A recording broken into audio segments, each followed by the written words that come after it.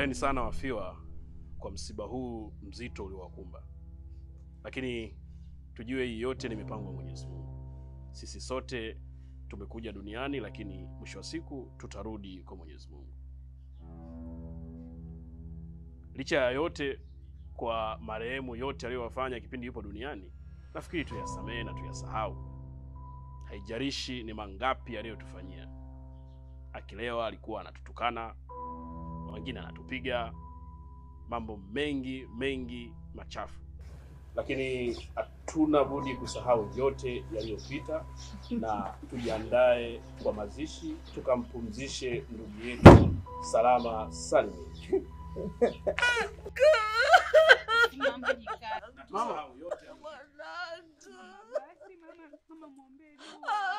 Mama nini kinaendelea? Mbona sielewi hapa?